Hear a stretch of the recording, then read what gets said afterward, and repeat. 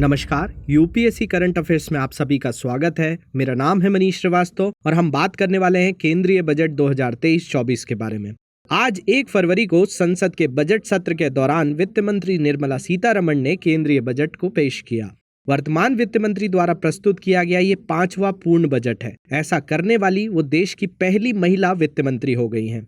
संसद में आज पेश किया गया केंद्रीय बजट लगातार तीसरी बार पेपरलेस फॉर्म में प्रस्तुत किया गया है। केंद्रीय बजट वार्षिक वित्तीय विवरण या बजट एक वित्तीय वर्ष 1 अप्रैल से 31 मार्च के संबंध में भारत सरकार की अनुमानित प्राप्तियों और व्यय का विवरण बताता है। देश के वित्त मंत्री द्वारा इसे प्रस्तुत किया जाता है। वार्षिक वित्तीय विवरण या केंद्रीय बजट का प्रावधान संविधान के अनुच्छेद 112 में है। केंद्रीय बजट नीति आयोग और अन्य संबंधित मंत्रालयों से परामर्श प्राप्त कर वित्त मंत्रालय द्वारा इसे बनाया जाता है। वित्त मंत्रालय के अधीन आर्थिक मामलों के विभाग के तहत बजट प्रभाग budget division under department of economic affairs द्वारा इसे तैयार किया जाता है। आइए जानते हैं केंद्रीय बजट 2023-24 में क्या प्रमुख हुआ है। वित्त मंत्री निर्मला सीतारमण ने अपने बजट भाषण में इस बजट को बताया है कि अमृत काल का ये पहला बजट है। वित्त मंत्री ने अमृत काल के लिए भारतीय अर्थव्यवस्था का विजन प्रौद्योगिकी द्वारा संचालित ज्ञान आधारित अर्थव्यवस्था कहा है। केंद्रीय बजट का मुख्य फोकस ग्रीन आर्थिक ग्रोथ के साथ ग्रीन जॉब्स पर है। भारत दुनिया में 5वीं सबसे बड़ी अर्थव्यवस्था है और बीते एक दशक में प्रति व्यक्ति आय में काफी बढ़ोतरी भी हुई है। केंद्रीय बजट के अनुसार भारत दुनिया में सबसे ज्यादा डिजिटल वित्तीय लेन देन करने वाला भी देश है।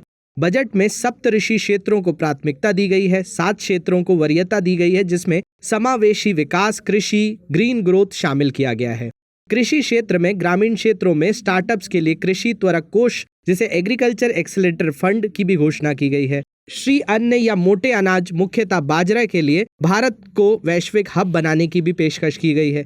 इसके लिए हैदराबाद स्थित भारतीय बाजरा अनुसंधान संस्थान को उत्कृष्टता केंद्र के रूप में विकसित किया जा रहा है। साथ ही बजट में यूनिटी मॉल खोलने की भी वित्त मंत्री की घोषणा हुई है। इस यूनिटी मॉल में एक जिला एक उत्पाद के तहत वस्तुएं, जीआई प्रोडक्ट्स और हस्तशिल्प के उत्पादों की बिक्री की जाएगी। बजट में 157 से नए नर्सिंग कॉलेज खोलने की भी पेशकश की गई है। किशोर और युवाओं के लिए राष्ट्रीय डिजिटल पुस्तकालय की तर्ज पर पंचायत स्तर पर पुस्तकालय खोलने की भी बात कही गई है। वर्ष 2018 में शुरू हुई आकांक्षी जिला कार्यक्रम की तर्ज पर आकांक्षी ब्लॉक कार्यक्रम भी शुरू किया जाएगा। पीवीटीजीज के लिए पीएम पीवीटीजीज डेवलपमेंट प्रोग्राम भी शुरू किया जाएगा, जो कि पर्टिकुलर वल्नरेबल ट्राइबल ग्रुप्स जो होते हैं उनके बारे में। इस बार पीएम आवास योजना के लिए आवंटित वित्त में 66% की बढ़ोतरी भी की गई है।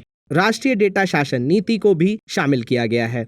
बुनियादी ढांचे के विकास पर जीडीपी का 3% खर्च लगभग 10 करोड़ के आसपास विकास पर किया जाएगा। एमएसएमई सेक्टर के लिए भी बजट में बड़ी राहत दी गई है। बजट में लैब ग्राउंड डायमंड को बढ़ावा देने के लिए भी प्रावधान किया गया है। प्रधानमंत्री के 5 सूत्रीय एजेंडा पंच अमृत तत्व के तहत 2070 तक देश को कार्बन शून्य उत्सर्जक बनाने का भी लक्ष्य रखा गया है। बजट के अनुसार मैंग्रोव वनों को बढ़ावा देने के लिए मिस्टी परियोजना को भी शुरू किया जाएगा। इसके अलावा पीएम कौशल विकास योजना 4.0 को भी लॉन्च किया। इसके तहत coding, artificial intelligence, 3D printing आदि पर भी बल दिया जाएगा।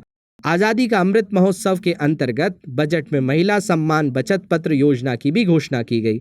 बजट 2023-24 के अनुसार राजकोषीय घाटा फिस्कल डेफिसिट जीडीपी के लगभग 5.9% तक रहने का अनुमान है। बजट में विभिन्न वस्तुओं पर कस्टम ड्यूटी को 21% से घटाकर 13% किया गया है। बजट में नए टैक्स स्लैब की भी घोषणा की गई है। बजट में नए टैक्स स्लैब के अनुसार 7 लाख तक की वार्षिक आय को इनकम टैक्स से बाहर रखा गया है।